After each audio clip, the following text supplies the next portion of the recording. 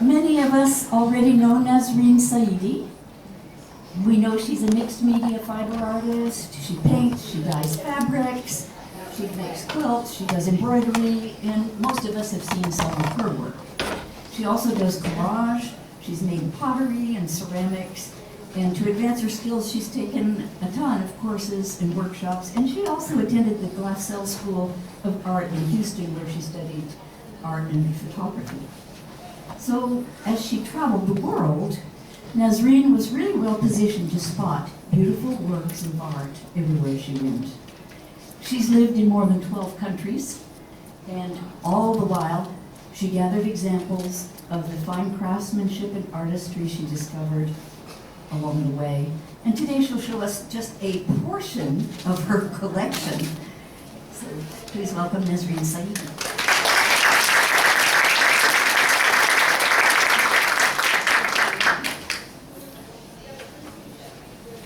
Just give me a second, we'll start with the computer.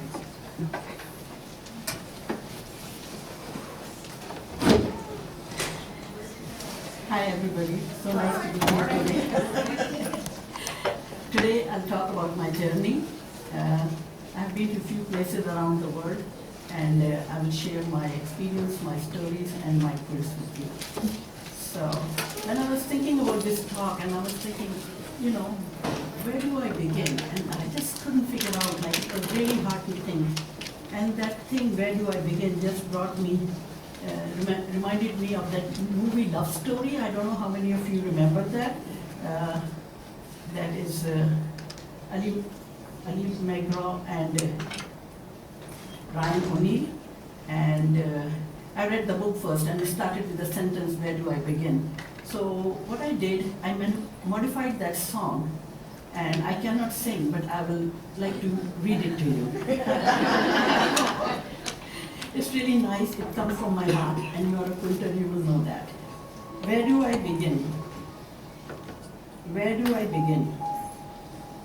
To tell the story, how great my life of quilting can be. The sweet quilting story that is older than the sea. The simple truth the love of quilting brings to me. Where do I start? With the first stitch. It gave new meaning to the quilting world of mine. There'll never be another love, another time. Quilting came into my life and made the living fine. Quilting fills my heart. Quilting fills my heart with special things. With angel song, with wild imaginings, quilting fills my soul with so much love that anywhere I go, I'm never lonely. With all the fabric material and the stash I have, who could ever be lonely?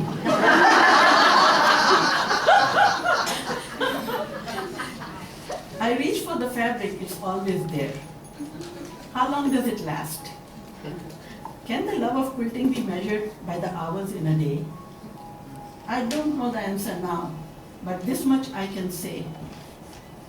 I know I'll be quilting till the stars all burn away. All my quilts will be here when I'm gone far, far away. Isn't it nice?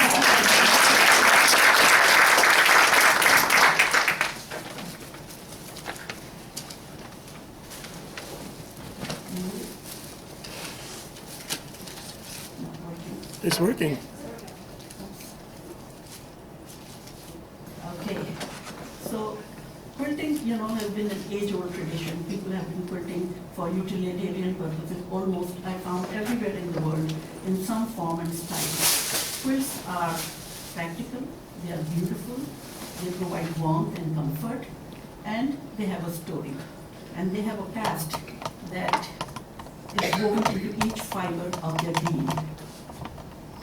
So quilts were made of usually used and recycled clothing, and I love those quilts that are made from fabrics that have been used and loved and had another past.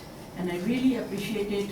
I look at it, I admire them, I love the texture, the pattern, and the uniqueness of it. And that is the secret of the creative journey. I love my journey. I love every moment of it. I relish it. and not worrying about winning or losing. And the final destination is not the last item on the agenda, but some understanding of what one has seen and experienced. So that's what it is. I know you guys want to see more quilts, so let's move to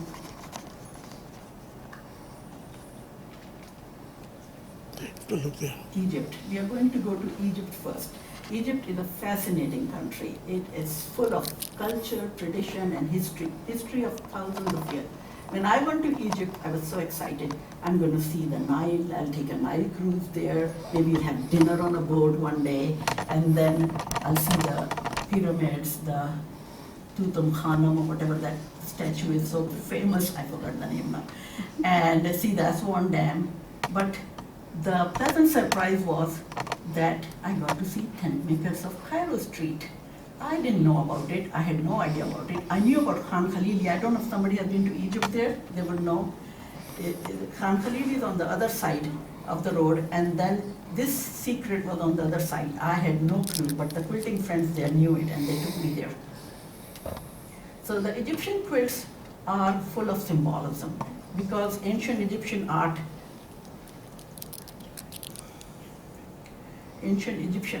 is rife with symbolism. They have symbols of lotus flowers, scarabs, tree of life, and a lot of other things that will come to my mind as I show you the quilts. And then the other thing is, I would like to mention the characteristic, the geometric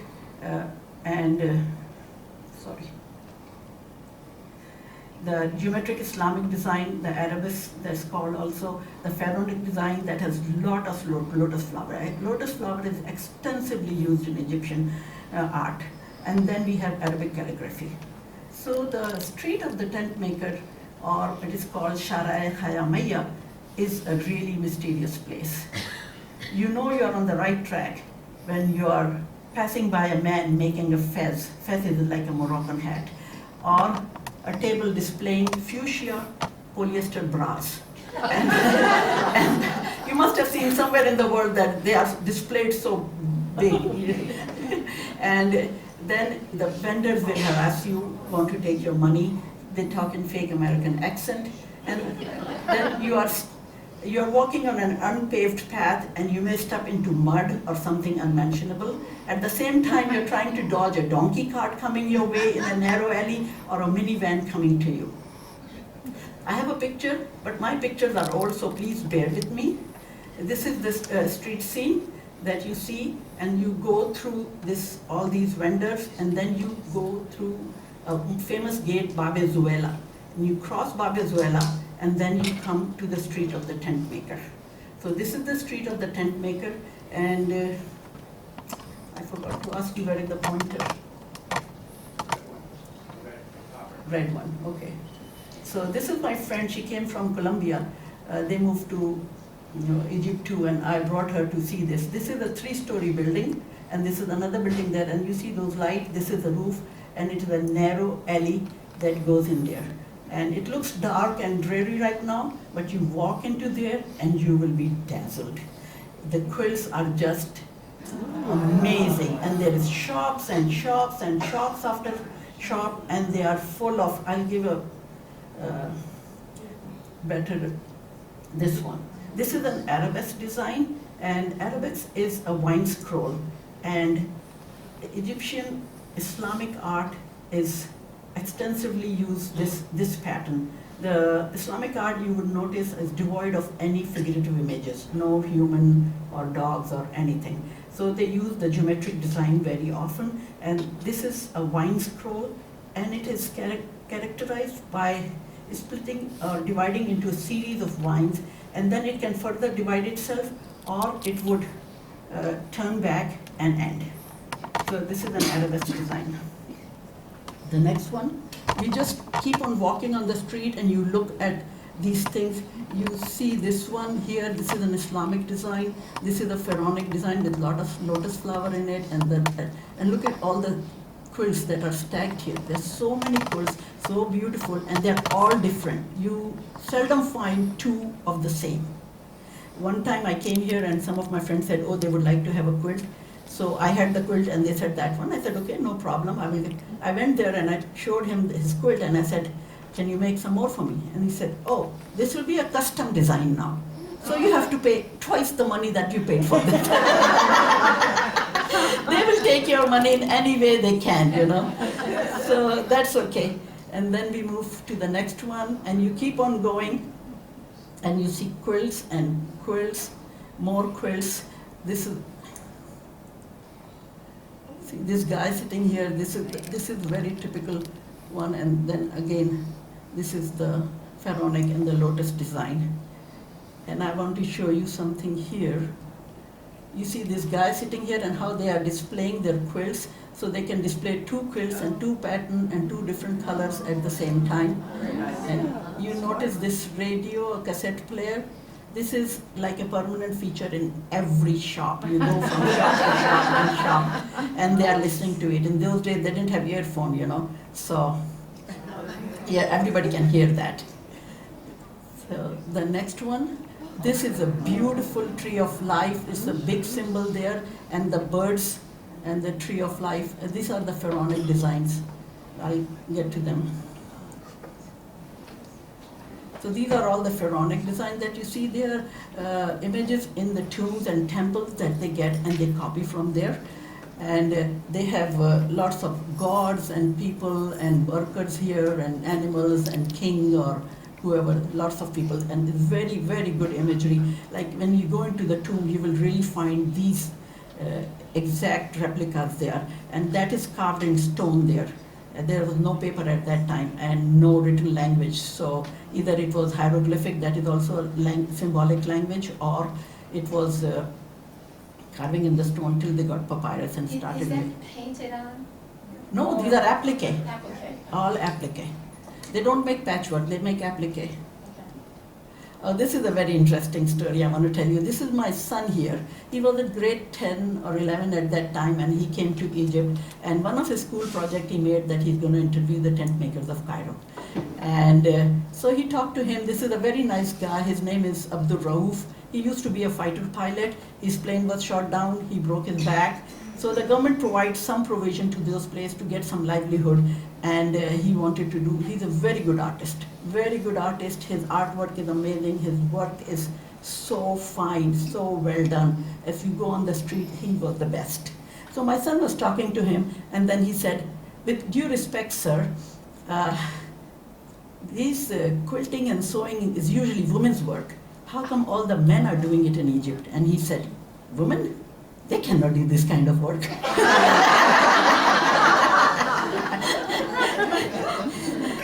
And you see his artwork at the back. It was very different from what others did, and very detailed and very colorful.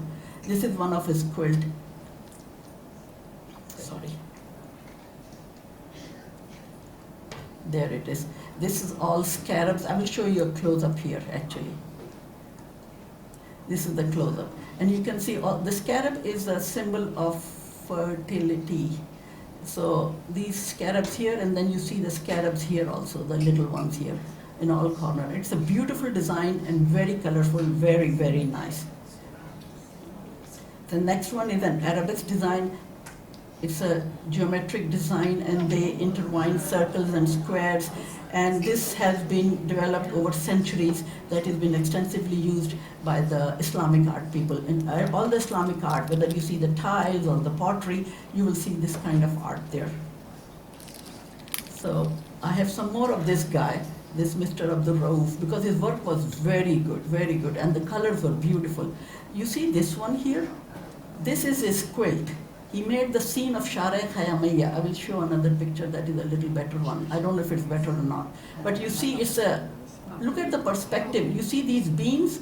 It doesn't look like it's a quilt. It looks like it's a real structure standing there.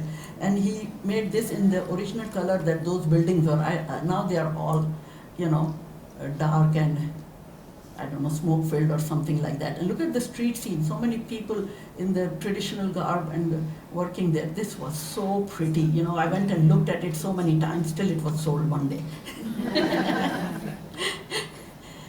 So this is Do you know what he asked for? Money was? Yes, at that time he was asking $1,100 and I couldn't stomach it. I really wanted it. I really wanted it. Like in those days, I could buy these quilts for $200 to $400. So that was a little bit too much. But I was still trying to bring the price down. But he wouldn't. He knew that he can sell these things. So he wouldn't. So there are some more pictures of this guy. His work, I mean, I loved it, the way he used the light blue, dark blue on the black, and then gray and white on the black. And so he's standing there, and this is a small room, maybe 10 by 10, it's not very big. He had a couple of other rooms too for his displays and all that. And what I want to show you is how these people are sitting and working here. They sit here all day, and they just keep whipping, stitching, and making quilts here. And I want you to notice, if you can see, there is again this transistor. Okay, this is a cough syrup here, and there are some threads, and again a cup and a teacup and butts, cigarette butts, you know. There are no lamps, how do they see? No, they have some lights. This one was better lighted, some of them were so dark. Like it is very, and there is one lamp, maybe 20 watts or 40 watts. It's not much light there. But some of the shops, they had good lighting. And this place had good lighting. Then the next one is beautiful, you will see. Look at this one. This is all applique, the shading and all that, and then you can see the shadow. It was beautiful. It was just awesome what I saw. And the next one you will show, it's really interesting. I don't know, some of you went to Paducah when Jenny Walker had the Egyptian quilt show, and she brought a lot of Egyptian quilts to sell also, and she brought 2 people with her. So these are my, these are my Hussam and Khalid that she brings 2 people. And when I looked at those 2 guys, and I said, they're exactly the same people that I saw 20 years ago. Because you see the picture, it has a date on it. But I could swear that they looked exactly the same. I mean, I don't know, but I think they, to foreigners, they all look alike. But they're handsome guys, even at that time. So this is the Islamic calligraphy you will see here. This is Pharaonic and Arabesque and all that. So, and the next one is interesting. See this guy sitting with the radio, cough syrup, cigarette, some threads, and then he has a cup for tea and a glass for vodka and all the cigarette butts. So life is good. He's having a good time. The next one, this guy is so sweet. He's an old guy, though he wasn't very old. To me, he looked very old. I would often go and sit and talk with him. He just worked in that 4x4 cubicle with one light bulb hanging and nothing else. He has been sitting like this all his life, that you can see he has a humpback now. And he told me that his eyesight is not good, and I saw that when his work was not that great. But he usually did all the pharaonic images, and he used to do good work, I'm sure, but now it's failing. But he's still happy, and he's still doing the work, no glasses, or anything, and he's trying to thread the needle. So now I will show you one of the quilts that I made first, and then I will show you some more. Nasreen, is there any kind of indication of who would be doing color quilts and who would be doing black and white quilts? Or is No, it just what I understand, I think like that guy Abdul Rauf I showed you, he's the owner and he hires people. So he's the designer, basically. He designs the quilt and picks the fabric and give it to those people. And they understand it and they do it. They do it very fast. They work very fast. And for other people, they are all, everyone is their own artist and they do their own thing. Yeah. And this is all done by hand? All hand, no machine. So this is my replica of the Hayamiya, or the tent that they were making. I want somebody to hold this, please. So, you see, I thought I will make someday one of these kind of quilts, but we all think of too much than we can do. So then I saw this and I said, oh, I can paint it. and then it was a lot easier. I painted it, and now I have a piece of that. This was in the City Hall show, in a show there in City Hall, and the City Hall flooded. And I lost my quilts also there, but somebody salvaged it. It had white backing, white silk. And when I got this piece, it was like a ball of gray stuff, you know. So much dirt on it that I washed it and I washed it. The white silk didn't come out white, but this is batik painting, and the batik painting goes through color fixing and a lot of washing and washing. So this came out okay. Nothing happened to it. So the next quilt, somebody has to hold it now. My holders, please.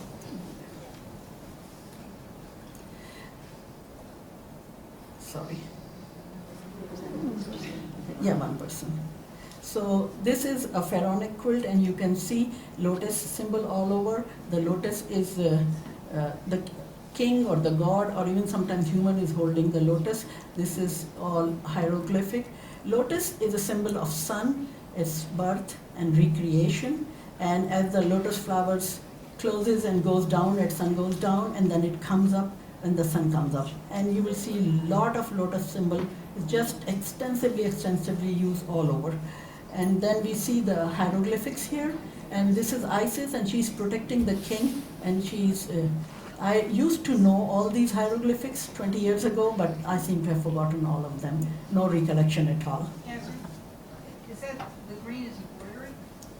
Yeah, the green, sorry, I should mention that. Thank you for asking.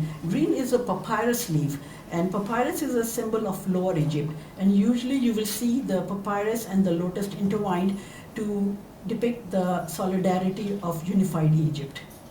So that was papyrus.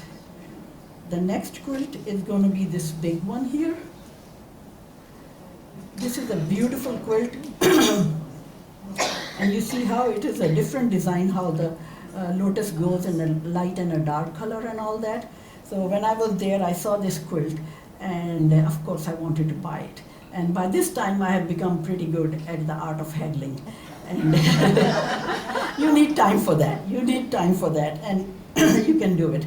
So I had a few tips under my belt I learned on international travels, and one of them is saying a white lie that I'm a local. I'm not a tourist or a foreigner, so I shouldn't be charged that price. And the other one is pouting, and it works. And I would generally come up on a price that I'm comfortable to pay with. So when you want to know how much I paid for this, I paid a lot though. I went there and the guy said $800. And I said, oh wow, no way, you're not going. So he said, oh, you want soda, you want coffee? Or tea? Yes, I'm sitting here, okay? And then you sit and you talk about families, you talk about anything. And then you come down to it. So finally, he said, how much you can offer? And you know, my offer is always $200. Oh, no, we cannot work out. I said, I cannot pay you more than that. And so anyway, finally we agreed on $400, and I got that one. So I came home with a lighter wallet, tired legs, and very happy with the shopping bags that I got. So the next one is this one here, and this one is again pharaonic, and it's upside down. How long ago was that $400? That was a lot of money, and that dollar that you see, the quilt says 96, the pictures say 96. I was there 94 to 96. Okay. So, and I took the picture in the end because we were moving, and I thought I may lose my quilt, so I took all the pictures. So 20 years ago. Yeah. So, and this quilt, very interesting. You know, we have come to the quilts from the tent maker are not your typical quilts as we have come to expect of it. As you can see, the back is cotton canvas, and the front is the beautiful applique work, and they are meant to hang upright. And the nomadic travelers constructed their homes with canvas walls and canvas roof, and the tent makers started embellishing them so that they can bring some color and texture to the Spartan landscape of the desert. So a tent maker doesn't actually make tents, he makes quilts. Now, like, you know, in the olden days, they needed the tent. It was a utilitarian thing to make tents, and they started embellishing it.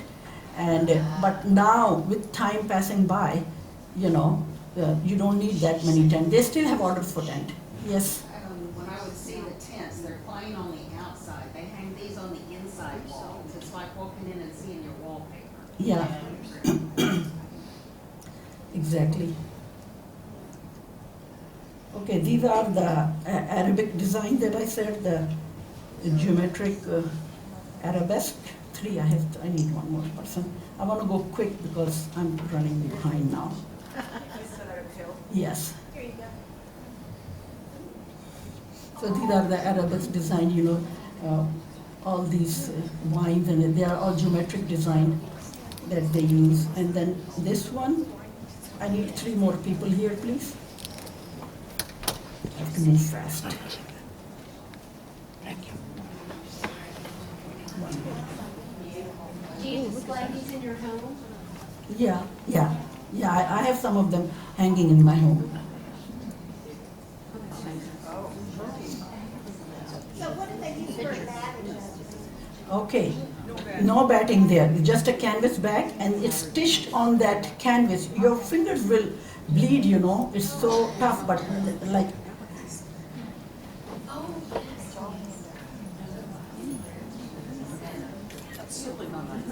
Okay, this one is the one I bought when I went back again on 2009.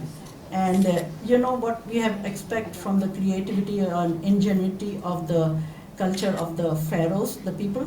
And what they did, they started making better, more beautiful, more colorful quilts. And what was utilitarian labor's work is now become a beautiful art of Egyptian culture. But unfortunately, it's a dying art now. Younger people are not interested in it, and there is economic instability in the country, so tourism is down and all that. And then they are making, counterfeit or printing those things. I have one sample here that you can show. You can print this, and it's much cheaper, and You need to quote that, Nasreen. It's a nice tablecloth. Next one, we are going to Malaysia. I need 3-4 people here, please.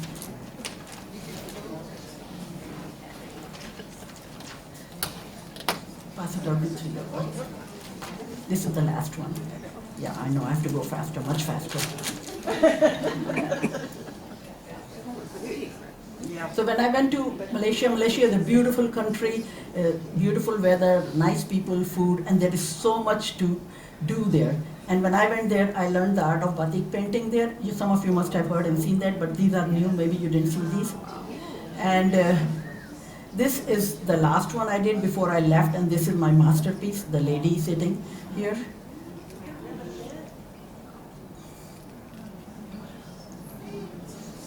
And these are the 2 that I painted. You can take both of them. Yeah, these are all batik painting. So then the idea was that I will make my own fabric, make my own quilt, and quilt them. So these are the one. I've entered both of them in the show, and the judge's remark I got was that they thought it was a printed panel. I know. I can't go and tell them that, oh no, this is, okay, this is my favorite one. This is very heavy. Diane, you have to come back here. This is my quilt that was in the show in the Houston International Quilt Festival, and it won a ribbon and a cash prize. I was really proud of it. It's called Kota Kinabalu. Kota Kinabalu is a mountain resort in Malaysia, and it's a beautiful place, and there is so much flora and fauna, beautiful. You turn around and you see some flowers. So I took pictures, I sketched them, drew them, enlarged them, or photocopied them, and then I appliqued them. They're all hand embroidered, lot of beads, lot of sequins, lot of pearls, lot of thread embroidery, and all sorts of that. There is a girl here, Sherry Blocker. She quilted. She did a great job. She did a great job. Yeah. Turn back this way, guys. You can take pictures, please, but don't post it on social media. You can keep it for your own enjoyment. This is my t-shirt quilt from Malaysia, and it was easy. I bought some souvenir t-shirt, cut them, and appliqued them, and you can see. No, I lost that.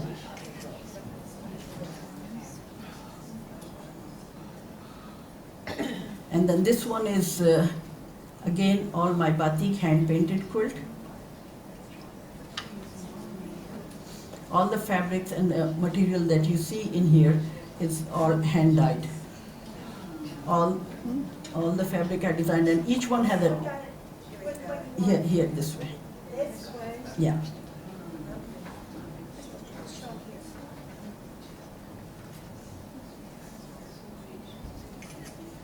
And one of my friends said that, oh, if you have lived there longer, you would have a own fabric line by then. So when I was there in Malaysia, people will ask my husband, oh, you're at work all day and your wife must be so bored in the hotel room. And he said, no, she's making butterflies.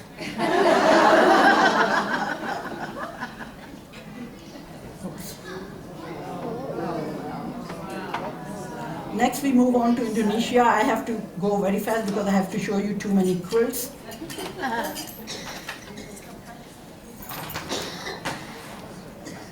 This is, take this one. And I have another one here. Nasreen, did you paint your butterflies? Yes, I did. And I have another one that I have embellished all of them, but it's not all done. So this is Indonesia now, and I'll tell you a story of Ibu Titin. Ibu Titin was a lady who used to do hand quilting for me, and she used to work for an expatriate, and the lady used to quilt. So she learned the quilting from her, the applique, the patchwork, and the hand quilting. And then she became popular, and she started quilting for other people also. And when I went there, of course, they said, don't worry about quilting. And there were other people in Indonesia who also quilt, and they have been taught by the expatriates as well. And Ibu Titin had a big quilting frame, and she must have taught all her family, because they will all get together, and your queen size quilt could be ready between 15 to 20 days. All hand quilted. She will bind it for you if you want. And when she had an overload of work, I was calling her, and she said, oh, I took a boat and went to my hometown island. Indonesia is an archipelago, it's all made of a lot of islands. So, and I said, what were you doing in your home village? It's just a very... She said, oh, when I have too many quilts, then I take there and they all sit together and quilt it for you. And honestly, you cannot see the difference that one person was sitting here and they are all very good at it. So these are the quilts you just saw. I will go. This is very interesting. I would like to show it again if you can get me. The Indonesian quilts, you see, they have layers. And the other one, yeah. Yeah, you see that it has layers and layers going in, and it's a very different style. And they said it's all antique fabric. It's antique quilt, but I don't think it's antique. It is antique fabric. The fabric is made out. The quilt is out, and you see how the layers. They use Chinese or old ancient coins there, and coconut shell button and all that. And the batting is foam there. And what I noticed, the foam shows up very well when you are quilting. So I will show you this quilt. When I was there, this is a big one. I collected a lot of batik fabric. You can see I have brought quite a few here. And I wanted to make a scrappy quilt. And then one day I saw this quilt. Show the other side first. On the other side. Yeah. Yeah. So I saw this and I said, oh, of course I'm never going to make that quilt. So I might as well buy it. And I went and showed up in the window, and at the price that you couldn't resist. It is a double-sided, and you got it for $30. Oh. 30 in Indonesia. Oh my goodness. Tell me when you're going again, I'll give you. Why don't I take you all? We make a tour, a group tour. It's a really long way to fly. The next one is China. China has been making quilt for a long time. They make quilt from tiny, tiny scraps of fabric. And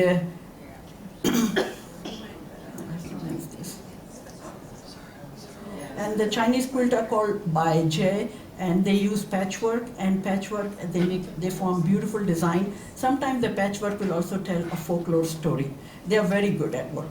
So when I was in China, there's another thing I want to say. The 100 good wishes quilt. They are not making 100 quilt. There's 100 good wishes.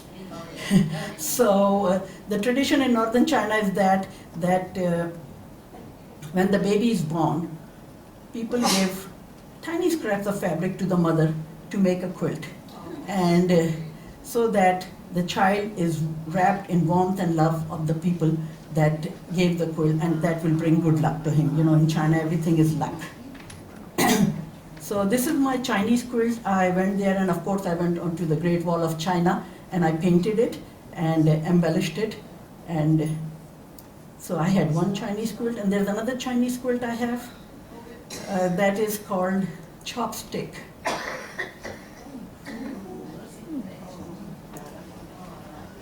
And I need some people here.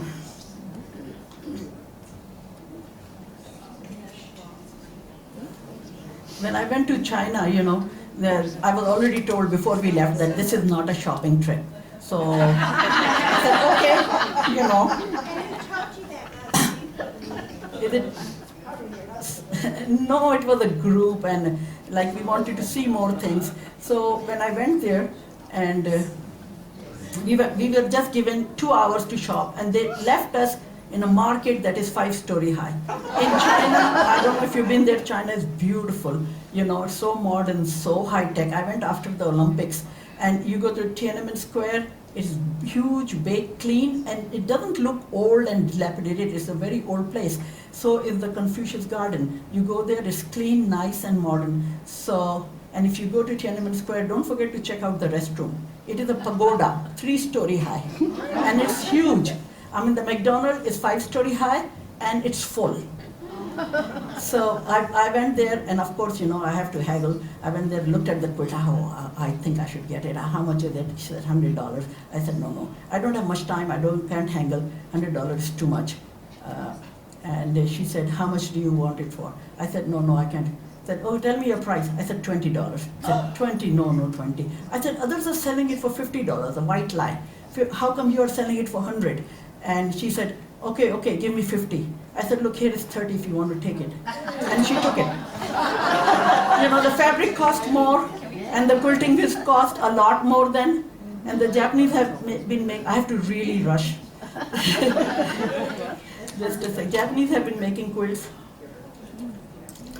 for a long time, and they used to make quilts from old kimono fabric, and they had the indigo fabric, and they will make quilt from there.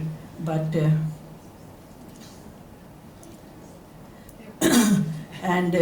it was in the 80s that the American style quilting took over, and people started making them, and they are known for their quilt work. They are a very good craftsmen, and the Japanese quilter have to go through go through rigorous training and structured training, because they have to go to established school, they have to make quilts, they have to attend meetings, they have to participate in the shows, and then they get a certification from whatever association they have that gives them. I only have a small, tiny, weeny Japanese quilt I made, and that also I made with my Japanese friend. They were making it, and the reason being that this fabric that I used in here is belonged to some royalty or something. That's what my friend told me. So when they brought me this fabric, it was very expensive. So I thought, okay, just one is good enough.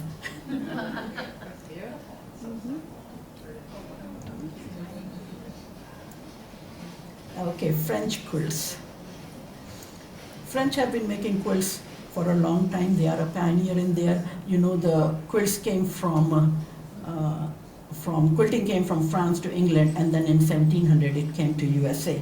So this is the one that was given to me by a friend. She came from Paris, and she brought me this quilt. And you see the little tiny quilt, it's a 3D effect, and the flowers, it's pretty. I mean, this is another quilt that was also given to me by a friend. and it has all French fabric. Upside down.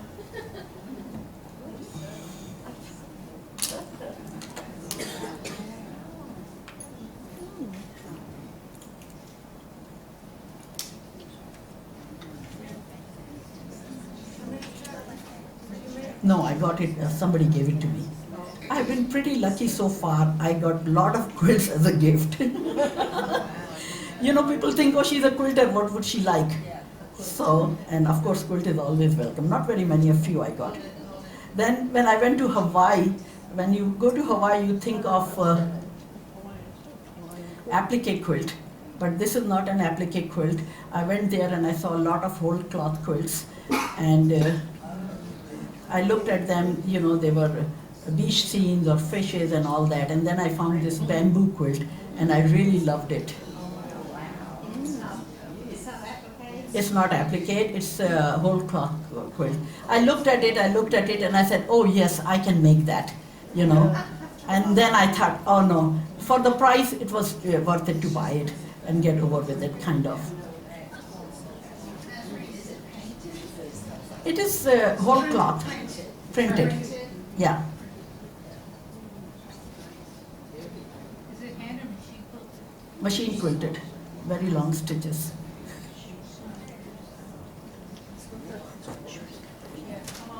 This one is a really pretty quilt, very, very pretty.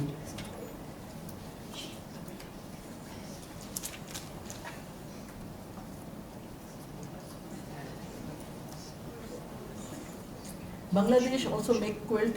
You know, all those Far East country and all those like tropical country like Bangladesh, it doesn't get very cold there. So these quilts are usually used for a bedding most of the time or a coverlet as such. This is a beautiful, beautiful kanta quilt. The kanta is a small straight stitch that in a Bengali language. And look at this beautiful quilt. It's the silk top. There's no batting there. And look at the thread work and the embroidery that they did on it. In America, we call that a summer quilt. Yeah, No batting. yeah.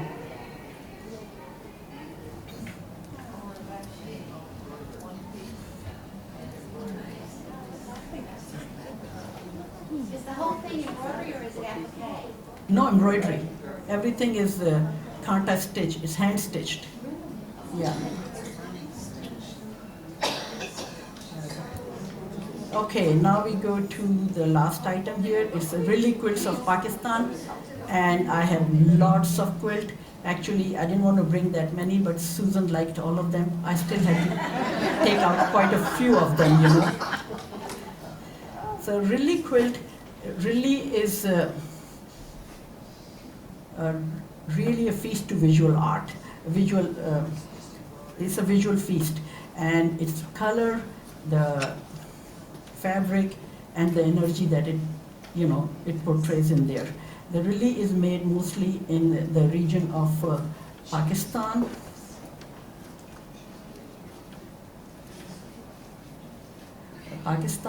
And Sindh is very famous. This is the province of Sindh where most of the relis come from, but the relis are also made in Balochistan here and the lower Punjab area.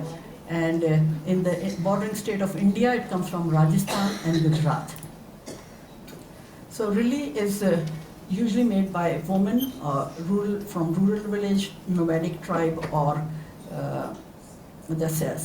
people settled in town. They all make really. It's made from cotton fiber, and usually it is hand dyed. And they are made for utilitarian purposes as a bedding or as a coverlet, and all made from recycled fabric. They use all their fabrics there, and it has 3 to 5 layers of fabric or sometimes cotton as a batting, and then they have a top, and then they have backing there. And it's usually done by women. The top is usually pieced by one person.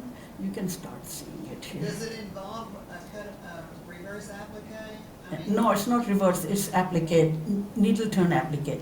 I will show you in a bit. It's done by women. Most of the woman, one person will do the top, and then she will invite her friends and neighbors to come and quilt for her. And they sit on a floor, on a reed mat, and everybody sits around the quilt, and they quilt, without frame or anything. And See the hand stitching. it's stitched with thick thread, usually thick colored thread, and depending on the skill of the person, it could be 1/8 inch apart or bigger. And it's usually quilted in straight parallel lines. So the relic quilts can be categorized into 3 basic styles. There's a patchwork, then there is made from pieces of cloth, and they tear the cloth. They don't measure or cut anything. They tear the cloth and they do it. And then there is applique. It's really intricate applique. It is, this is another one, but this is made from a new fabric. And what I did, I bought a lot of these and I just bagged them with some fabric because I'm never going to quilt them, I know that. So this is a little bit modern, and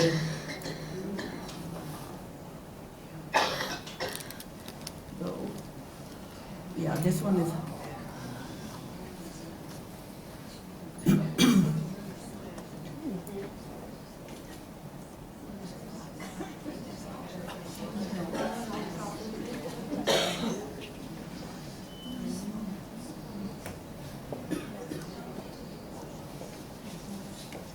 There is no front or back, no top or bottom.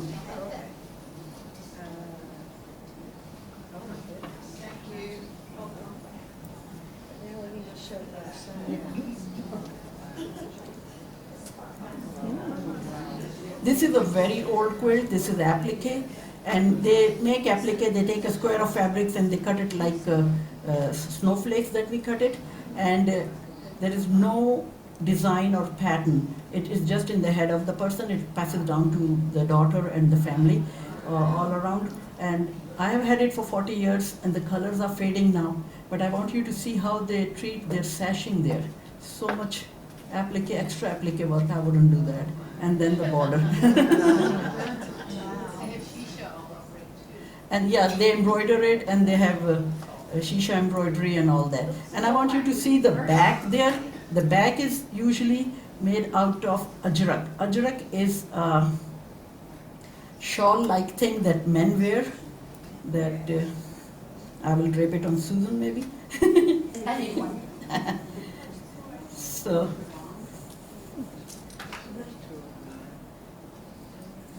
And this is block printed, and the color, so you can see how the color has faded now after being used and used and used. And I'll show you some other picture also.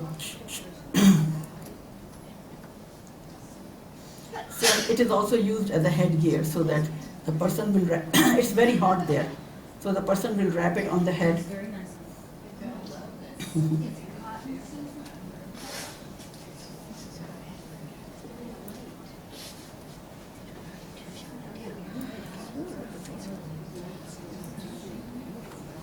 Nasreen, is the shawl cotton?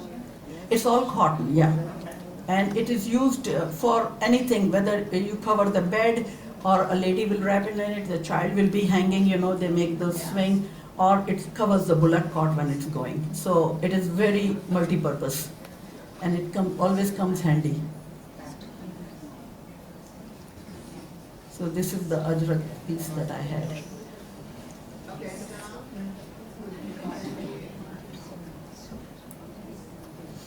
The next one is also an applique one, and it is quilted. You will see each applique design is different. You will never find 2 of the same kind because different people are making it, and it is.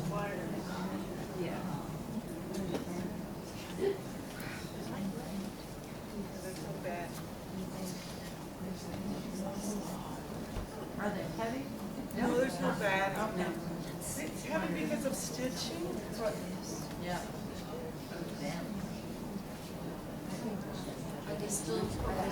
This quilt is this one here, And this is very intricate work. It reminds you of a Hawaiian quilt most of the time when you look at it. And very intricate and all needle turn, these narrow spaces, it's really hard to do. And again, you see the sashing and the border, they pay a lot of attention to that.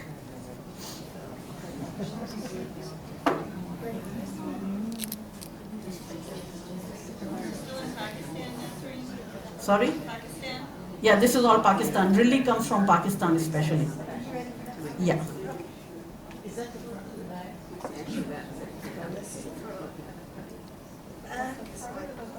This one is a whole cloth quilt. This, no, it's okay. Yeah, this is the front. Whole cloth quilt, and you see the fabric has been dyed in dark color, and then it's beautiful quilting and embroidery that they did on that. It's just awesome that what they did here.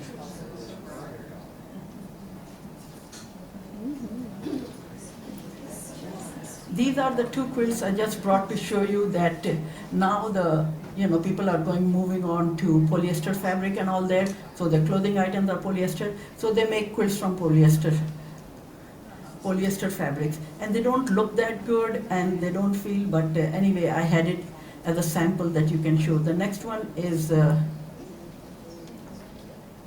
folk art quilt, and it's almost fading now.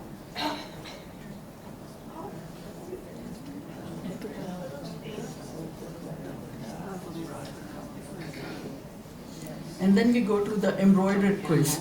The quilts are embroidered on a square of fabric. These are heavy, okay?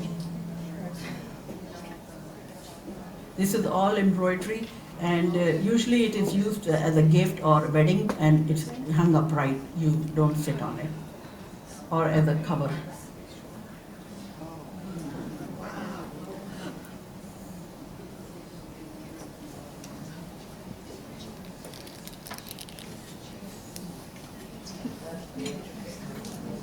We need Diane for this. Tall. Heavy. I don't have a picture of it, I think.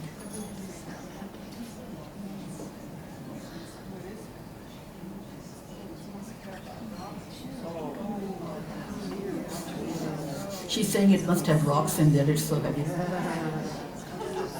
All this shisha work, shisha work makes it very heavy, and look at all the embroidery they do. Most of the time they do like blocks and then they stitch it together and make a quilt.